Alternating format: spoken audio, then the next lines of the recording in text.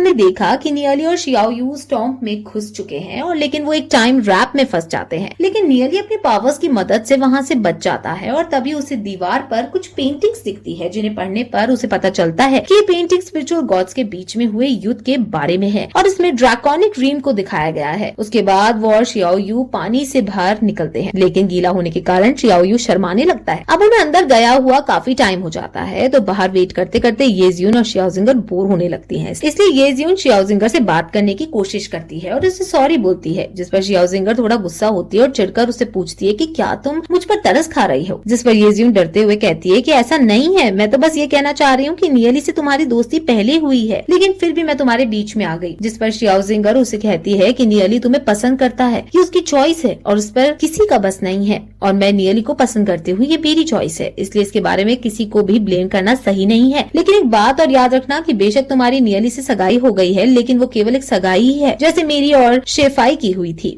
और जब तक तुम्हारी शादी नहीं हो जाती मैं हार नहीं मानूंगी और नियली के लिए तुमसे लड़ती रहूंगी। ये सुनकर येजियुन थोड़ा उदास हो जाती है, लेकिन तभी वहाँ कुछ लोग आ जाते हैं और येजियुन को छेड़ने लगते हैं। तब हमें पता चलता है कि वो लोग वुगुई फैमिली से हैं और वुयू फिर से अपने आदमियों के साथ वहाँ गया है। उसके बाद वुयू शियाओ जिंगर को देखते हुए कहता है कि तुम्हारे साथ ये लड़की भी बुरी नहीं है और अब हम अपना बदला लेंगे। ये सुनकर येजियुन गुस्सा हो जाती है और शियाओ जिंगर के आगे आकर लड़ने के लिए तैयार हो जाती है। तभी वुयू देखकर हंसने लगता है और तब हम देखते हैं कि उसके साथ उनके यंग मास्टर टियान लिंग भी था। तब टियान लिंग गुस्से में अपना ऑरा रिलीज करता है और उनसे कहता है कि अगर तुम दोनों चुपचाप हमारे साथ चलोगी तो हम किसी को कोई नुकसान नहीं पहुंचाएंगे। अब उस ऑरा से येजियुन थोड़ा डर जाती है। तब शियाओ जिंगर चुपचाप येजियुन से कहती है कि अभी हमारे पास शियाओ यू का स्क्रोल है और अगर उसे कुछ भी नहीं होता है तो इन लोगों को मैं रोक कर रखूंगी, तुम यहाँ से भाग जाना। तब येजियुन शियाओ जिंगर की तरफ देखकर कहती है कि हम यहाँ साथ आए थे, इसलिए अगर हम यहाँ से जाएंगे तो साथ ही जाएंगे, और अगर हम इन सबसे बचने में कामयाब रहे तो मैं चाहती हूँ कि फिर से बचपन की तरह हो जाए और फिर से दोनों एक दूसरे की अच्छी दोस्त बन जाएं हम दोनों। तब शियाओ जिंगर वो गोल्डन स्क्रोल निकालती है और उन लोगों के आगे रख देती है, जिसे देखकर वुयू हंसने लगता है और कहता है कि अब ये स्क्रोल तुम्हें बचाएगा। तभी टियान लिंग वुयू को एक जोर से थप्पड़ मारता है और उसे फिर से उस स्क्रोल को ध्यान से देखने को कहता है, और जब वुयू स्क्रोल को ध्यान से देखता है तो वो डर से कांपने लगता है। तब टियान लिंग भी येजियुन और शियाओ जिंगर से आदर से बात करता है और फिर उन दोनों से झुककर माफी भी मांगता है और साथ ही कहता है कि अगर आप दोनों मेरी इस माफी से भी संतुष्ट नहीं हैं तो मैं अपना सर आपको काट के दे सकता हूँ। ये सुनकर वो दोनों चौंक जाती है, लेकिन फिर वो उन्हें वहाँ से जाने को कह देती हैं, जिसे सुनकर टियान लिंग और उसके साथी वहाँ से भाग जाते हैं। तभी थोड़ा आगे जाकर वुयू टियान लिंग से कहता है कि मास्टर, क्या आपको लगता है कि वो स्क्रोल ओरिजिनल था? कहीं ऐसा तो नहीं कि हमें ड्रेन के लिए उन्होंने नकली स्क्रोल दिया हो? तब टियान लिंग उससे पूछता है कि क्या तुम जानते हो ऐसा करने से क्या हो सकता है? 3 साल पहले एक आदमी ने ऐसा ही एक गोल्डन स्क्रोल दिखाकर बहुत से लोगों को उल्लू बनाया था, लेकिन अगले ही दिन एक ही रात में उसकी पूरी की पूरी फैमिली मारी गई थी। इसलिए अगर वो स्क्रोल फेक भी है तो भी हमें उसकी फिक्र करने की जरूरत नहीं है, और अगर वो स्क्रोल असली है तो हमें उनसे जितना दूर हो सके उतना दूर रहना चाहिए, नहीं तो कब और कैसे हमारी पूरी फैमिली खत्म हो जाएगी हमें पता भी नहीं चलेगा, क्योंकि ये स्क्रोल खुद नीदरवर्ल्ड के मास्टर का स्क्रोल है। वहीं दूसरी तरफ हम देखते हैं कि नियली और शियाओ यू उस तालाब से बाहर आ गए हैं और नियली अपने कपड़े बदलने लगता है और वो शियाओ यू से भी ऐसा करने को कहता है, लेकिन वो मना कर देता है। तब शियाओ यू सोचता है कि नियली बहुत इंटेलिजेंट है, न केवल उसने गेट के रून्स को डिकोड कर लिया बल्कि वो दीवार पर लिखी हुई पेंटिंग और उस मैसेज को भी समझ गया जिसमें लड़ाई के बारे में इसमें बताया था। तब शियाओ यू नियली को बताता है कि नीदरवर्ल्ड के मास्टर जब अपना डिसाइपल चुनते हैं तो न केवल वो उसे अपनी टेक्निक्स और रिसोर्सेज देते हैं बल्कि उसे ट्रेनिंग के लिए एक जगह और भेजते हैं जिसका नाम डिवाइन फेदर सेक्ट है। डिवाइन फेदर सेक्ट का नाम सुनकर नियली चौंक जाता है, क्योंकि पिछले जन्म में उसका इस सेक्ट से बहुत गहरा नाता था। अब नियली को ऐसा देखकर शियाओ यू से पूछता है कि क्या तुम इस सेक्ट के बारे में जानते हो? तभी सुनकर नियली अनजान बनने का नाटक करता है और उससे पूछता है कि ये कैसी जगह है। तब शियाओ यू भी सोचने लगता है कि नियली को उस जगह के बारे में पता नहीं लग सकता, और तब उसे बताता है कि वो एक बहुत अच्छी जगह है और वहाँ स्पिरिचुअल गॉड्स भी एक आम आदमी की तरह होते हैं, क्योंकि वहाँ पर उनसे भी ताकतवर कई सारे लोग हैं। वो सेक्ट ड्रैकोनिक ड्रीम्स में आता है और वहाँ पर कई सारे सेक्ट्स हैं और डेमोनिक बीस्ट भी वहाँ ग्रुप्स बना के रहते हैं। ये सब बताने के बाद शियाओ यू नियली से कहता है कि क्या आप तुम नीदरवर्ल्ड मास्टर के डिसाइपल बनना चाहते हो? जिस पर नियली फिर हंसते हुए कहता है कि पहले मैं देखूंगा वो कैसे आदमी है और सिचुएशन क्या है, उसी के बाद सोचूंगा कि मुझे उनका डिसाइपल बनना है या नहीं। ये सब सुनकर शियाओ यू को गुस्सा आ जाता है और वो नियली से फिर से बहस करने लगता है, लेकिन तभी कोई पीछे से उन पर अटैक कर देता है और जिससे शियाओ यू उन्हें अपनी पावर से शील्ड बनाकर बचाता है। उसके बाद वो दोनों फिर से वहाँ से भागने लगते हैं और उनके पीछे कुछ शैडो हैंड पड़ जाती है और वो शैडो हैंड उनका पीछा करते हुए हंसने लगती है और कहती है कि मैंने नहीं सोचा था कि यहाँ कभी कोई आएगा भी। तभी वो हंसते हुए बताता है कि तुम सब लोग इस टॉम में मेरा खजाना लेने आए हो, लेकिन तुम्हें नहीं पता कि असल में ये टॉम नहीं बल्कि मेरी बॉडी है, और अब मैं तुम सब लोगों को मारकर तुम्हारी एनर्जी से अपनी बॉडी को फिर से रिकंस्ट्रक्ट कर लूंगा। फिर वो हंसते हुए नीदरवर्ल्ड के मास्टर के लिए कहने लगती है कि मेंगफाई, तुम मुझे हमेशा अपनी ड्रीम में ही नहीं रख सकते, और अब यहाँ से आजाद होकर मैं तुम्हें दिखाऊंगा कि मेरे लॉ की पावर तुमसे कहीं ज्यादा ताकतवर है। और ऐसा कहकर उन दोनों के ऊपर और भी कई सारे हाथ आकर अटैक करने लगते हैं। शियाओ यू उनको रोकने की कोशिश करता है, लेकिन वो उसके ऊपर अटैक कर देते हैं और वो दूर जाकर गिरता है। शियाओ यू नियली को बताता है कि किस जगह पर लॉ ऑफ डेथ बहुत ज्यादा है, तो हम इससे नहीं लड़ सकते। तब नियली कहता है कि पूरा Tom he God of death की बॉडी है, तो हमें उसे डायरेक्ट लड़कर अपनी एनर्जी वेस्ट क्यों कर रहे हैं। और ऐसा कहकर वो अपने फैंश पांडा डीमन स्पिरिट के साथ मर्ज हो जाता है और फिर वो उस जगह पर अपने पावर से अटैक करके उस जगह को ही तबाह करने लगता है। नियली की इतनी डिस्ट्रक्टिव पावर को देखकर शियाओ यू काफी शॉक्ड हो जाता है, लेकिन नियली को इससे कोई फर्क नहीं पड़ता और वो उस जगह को तबाह करता रहता है। फिर नियली लास्ट में यिन यांग ब्लास्ट की पावर को 10 टाइम्स बढ़ाकर अटैक करता है, जिससे वहाँ बहुत बड़ा धमाका होता है और तब उन्हें पता चलता है कि असल में वो दोनों गॉड ऑफ डेथ के दिल के पास हैं। उस दिल से निकली हुई वेन्स और आर्टरीज ने वहाँ कई सारे योद्धाओं को बंदी बनाकर रखा होता है और उनकी एनर्जी को एब्सॉर्ब कर रही होती है। अब नियली और शियाओ यू को वहाँ देखकर वो दिल